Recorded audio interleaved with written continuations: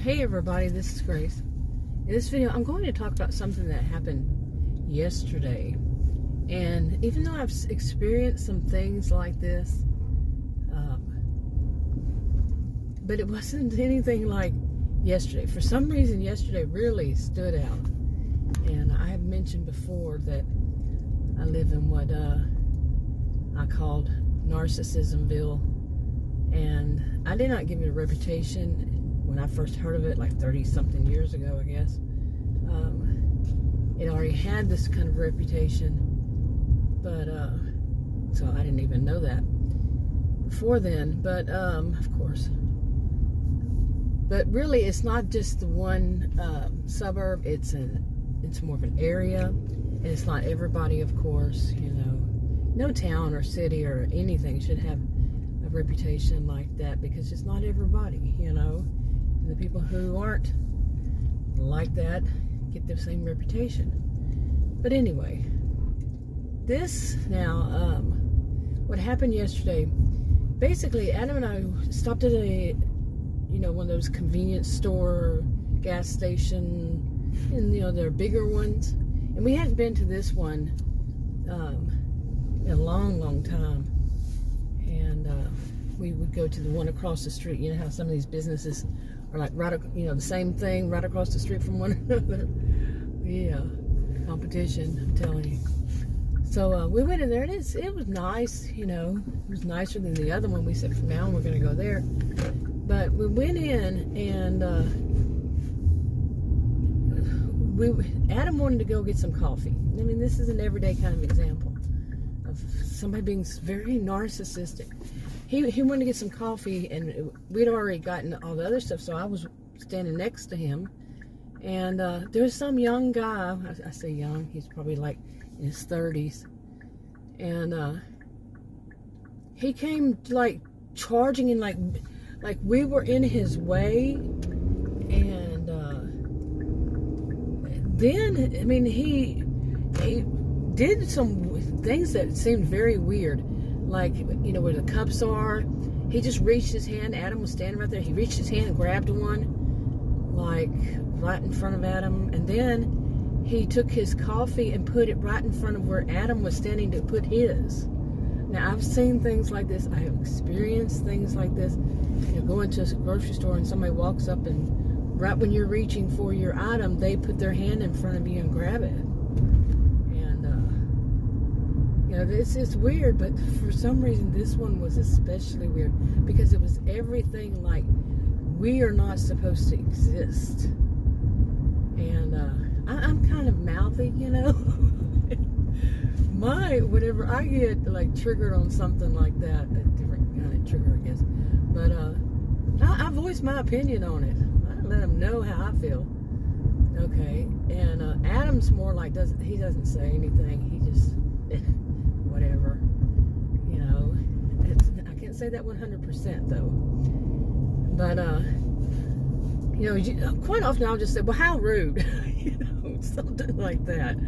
And but yesterday I was kind of like, I think I was in a bit of a shock, because all of this guy's actions, I just mentioned those, it was all so much like he was it was narcissism, it was narcissistic behavior, but it was like he was so extremely important. I've seen people that just, like, you're in my way, I own the road, or, even in the store, I own the store, and they don't, of course. This was like, it was just, I don't even know how to go deep enough to say it was so out there, just so out there.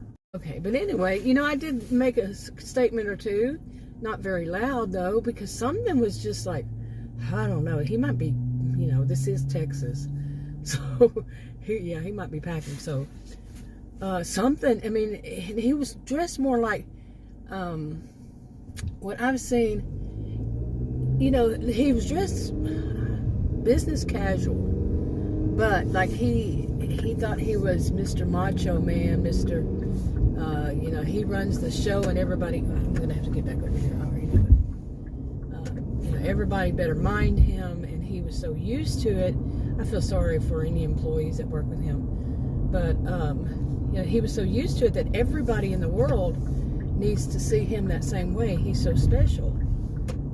And I mean, I got a lot from it because there was a lot going on. And then I could see him over there after that in line. But when I did say that, he kind of, you know, what I was saying, he could hear. I mean, I made sure he could, but I wasn't saying it really loud.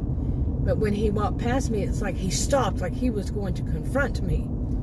You know, and then later on, Adam said, well, you don't have to fight every, you know, you don't have to, not fight, but what's the word he used? You don't have to confront every issue or something like that. Well, he kind of forgets I'm a sociologist, and I'm also Texan. Okay, I shouldn't put all Texans that way. But no, I'm not going to bow down to somebody. I just am not. I mean, I do know there's sometimes rare, because I'm really not afraid of people. Okay, I'm really not. And I'm sure that it has something to do with being a gentle giant. And when I was younger, maybe not the case, but as the time went by, you know, the way people seem a little bit intimidated, it got in my head, back in my mind, and it helps develop who you are, of course, you know. But I mean, I do know there are times that just ignore it, and it's not worth it. But yeah, you know, it's like I said, I didn't say it loud enough and strong enough, but I did still say it, you know. So, but it was just weird, and it was kind of stunning because of this man. I mean, it was like, do you want a poster child? Do you want to see a video? You know, I didn't take a video, but if you wanted to see a video of what is a narcissistic man who has a grandiose sense of self and thinks he's above everybody in the world, this kind of thing along that line, yeah, he would be the poster child for it, really.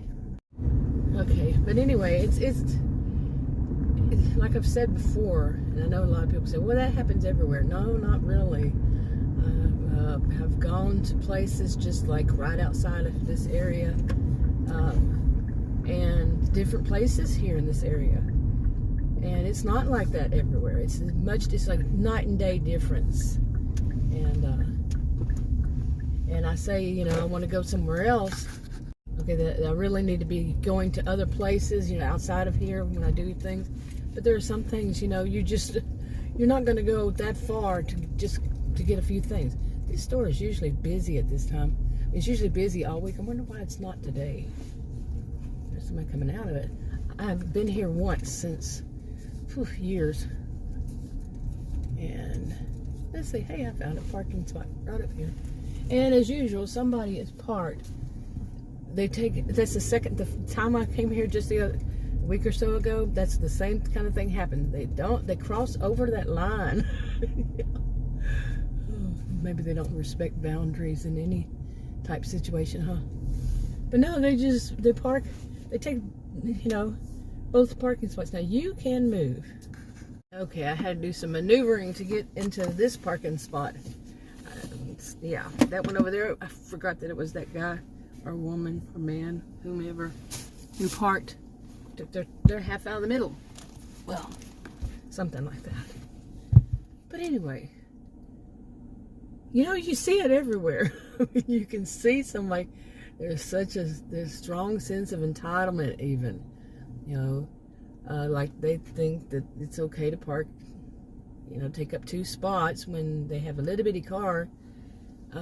That some would say that is a sense of entitlement, that everybody else is just supposed to accept how they drive. Like I said, the last time I came here, it was a truck and had done that, and I hadn't been here in years. But anyway, I think I'll wrap this one up. But yeah, what happened yesterday was kind of like I say, it was different than usual I've seen. Somehow it just so stuck out, you know, as though you can. Have you ever had that feeling like you can actually feel the narcissism radiating off of the person because of their actions and their behaviors all around, you know, really. But to do that, I mean, he's standing there at that machine, you know, they have a bunch of machines, and he's starting to put it, he's looking to, oh, how am I going to do this one? Starting to put his cup up there, and the guy does it. puts his. Really, that's what nerve. Anyway, wrapping up. Talk to you on another video.